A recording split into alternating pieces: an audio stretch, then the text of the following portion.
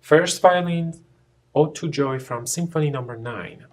Hello guys, this piece is going to be about Ode to Joy. Now, I'm sure all of you guys have at least heard, and more than half of you have played this before, but not this exact arrangement for a trio, a string trio. So, and it's in a different key than the one that you used to play. First thing, having said that, first thing to really focus on is what you have in your mind, what you have memorized, is not going to be these notes. These notes are different. However, they are going to sound the same. And as you listen to all the recordings, the ones I recorded from this piece, you're going to hear it. They sound completely this. The melody sounds the same.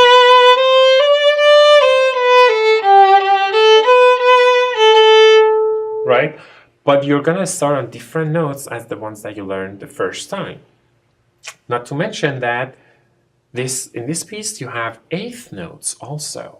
So this is a little bit closer to the actual theme with all the harmony parts involved too. Few things that I want you to follow. Try to do the slurs. Slurs, as you see, just a reminder, would mean that you would play the notes under it with one bow. So if you have slur 2, you would play one bow and play 2 notes with it. As opposed to changing up and down, you would go in the same direction and play 2 notes, more than 2 notes. It could be as many notes as you want, as you possibly can, in one bow direction.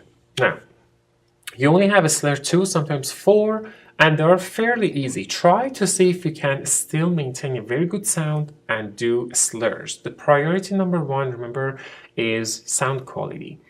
I would not want you guys to sacrifice sound quality over just playing a bunch of slurs. If you still are able to play very loud and clear with a very good tone, but separate, that's what I would prefer. So play separate notes, but do practice playing slurs. It starts with playing your scales with a slur 2. So far we've done a slur 2 and separate. So here, since you have a slur 4, try to do a slur 4. Separate, obviously. Separate, then slur 2, then 4. Right? Try all those 3 different bowings, and they will help you a lot with this piece. And this piece is not too fast. The first thing I want you to remember is this. Downward arrow number 2. C is natural. In this piece, there's only one F sharp in the key signature, right? And there is no accidentals in this specific arrangement. There is no accidentals in the piece. So all you have is F sharp. Whatever F you play in this piece has to be sharp.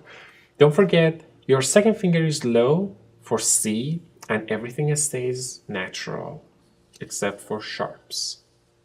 All these notes are natural, and when you get to the Fs, those are the ones that you play sharp.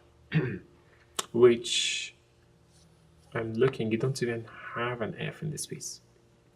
So every note you play is natural. The challenging part is this. You're used to playing C, this one, as high second, which is on the red tape, right? But in this piece, your second finger is low. It's not high. So make sure your second finger is really, really low, connected to your first finger for C naturals. If you played it sharp, some others played it natural, it's not going to sound good at all. So make sure it's completely natural. And R-A-L-L, the short term for rallentando. Rallentando, if you remember, ritardando, R-I-T, almost is the same exact with rallentando, but the difference is retardando happens a little bit faster.